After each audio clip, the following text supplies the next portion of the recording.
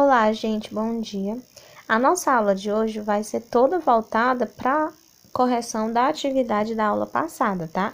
Aquelas 4 questões, eu vou fazer a correção item por item, para que não restem mais dúvidas sobre esse conteúdo, tá? Ao final do dia de hoje, eu vou passar apenas uma questãozinha para verificar a frequência de vocês, tá? Boa aula! Então, vamos lá iniciar, né?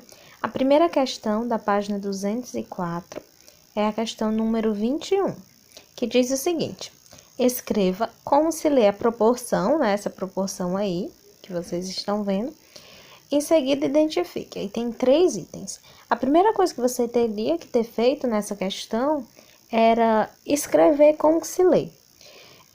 No vídeo explicativo, ele diz, né, que a gente lê essa proporção dessa maneira, ó.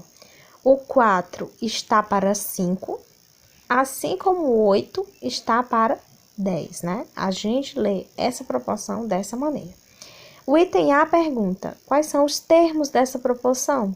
Gente, os termos de uma proporção são todos os números que estão compondo aí essas duas frações. Nesse caso, eu tenho quantos termos, então? 4, não é? Que são os termos o 4, o 5, o 8 e o 10, né? O item B pergunta: os meios dessa proporção. Se você observar também lá no vídeo explicativo, você vai ver que os meios são o 5 e o 8. E o item C pergunta quais são os extremos dessa proporção, que são os números 4 e 10. E para fazer o cálculo, né, dessa proporção, a gente sabe que se você multiplicar os meios, vai dar exatamente igual à multiplicação dos extremos. A questão de número 24, também da mesma página, diz o seguinte: verifique em cada caso se os números nessa ordem formam uma proporção. Em caso afirmativo, escreva a proporção. O que ele está pedindo aí? Para você ver se esses 4 termos formam uma proporção. Se essa proporção, né, ela é verdadeira, se existe aí uma regra de proporcionalidade, ou se não, são números aleatórios, né? Para fazer isso, gente, a gente vai fazer o cálculo da multiplicação entre os meios e os extremos. Se der igual, eu já sei que obedece sim a uma proporção. Se der diferente, eu já sei que não obedece a nenhuma proporção. No item A, eu já tenho que identificar primeiro quem são os meios. Os meios aí são o número 5 e 8, né? E os extremos são 2 e 20. Vamos multiplicar os meios? 5 vezes 8 dá 40. Para que essa proporção seja verdadeira, a multiplicação dos extremos também tem que dar 40. Bora lá fazer? 2 vezes 20 também dá 40. Então, sim, esses 4 termos obedecem a uma proporção, tá? Vamos lá para o item B. O item B diz o seguinte: tem o número 2, 8, 20 e 5. Para que seja proporção, vamos lá multiplicar os meios. 8 vezes 20 vai dar 160. E os extremos, 2 vezes 5, que vai dar 10. Ou seja, não coincidiu, né? Não deu o mesmo valor. Então, não é uma proporção. Vamos para o item C. Eu tenho o número 6, 14, 9 e 27. 9 vezes 14 dá 126. E 6 vezes 27 vai dar igual a 162. Então, não coincidiu. Então, não é uma proporção.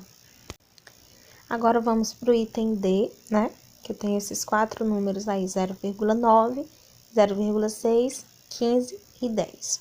Né? Vamos para a multiplicação dos meios. 15 vezes 0,6 dá igual a 9. E 0,9 vezes 10, né? É só eu andar uma casinha à direita, também dá igual a 9, né? Então, eu sei que esses números obedecem sim a uma proporção, tá?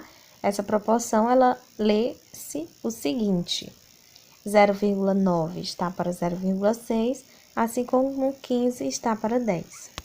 A questão de número 24 diz o seguinte: verifique se as medidas dos segmentos AB, CD, EF e GH, nessa ordem, formam uma proporção. Justifique a sua resposta. Gente, nessa questão aqui, a primeira coisa que vocês deveriam fazer, né, era identificar primeiro as medidas de todos esses segmentos, tá? Lembrando que cada espacinho desses aí equivale a uma unidade, não é? Então, vamos lá. Para o segmento AB, tem quantas unidades? 3, né?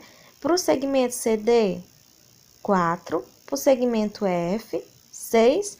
E para o segmento GH, 8. Aí, você vai pegar esses números e ver se existe uma proporção aí nessa ordem. Para a gente ver se tem proporção, a gente multiplica os meios, multiplica os extremos, se dá igual, tá? Tem sim uma proporção. Vamos lá multiplicar os meios.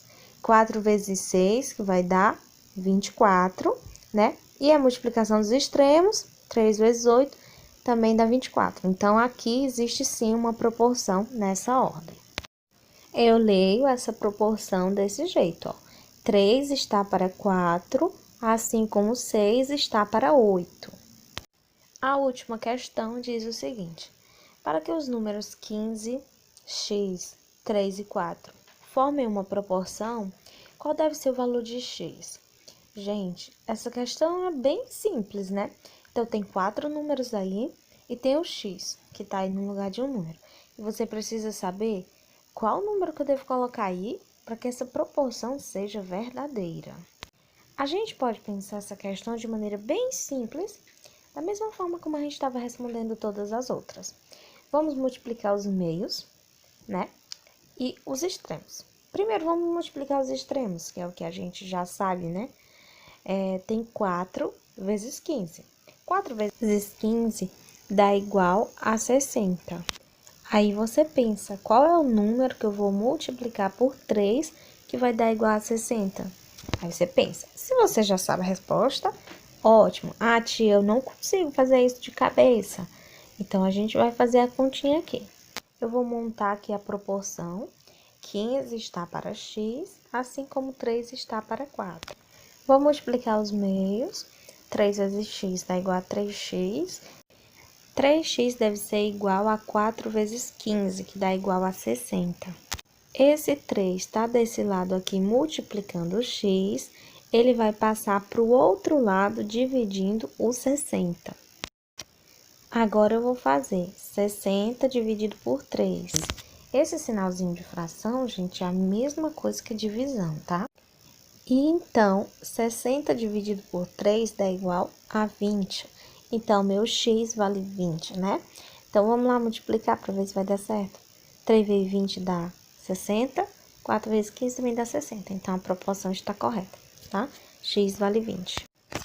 Agora, pessoal, a questão de hoje vai ser a questão número 27 da página 205. Espero que tenham um bom dia, pessoal, e até a próxima aula.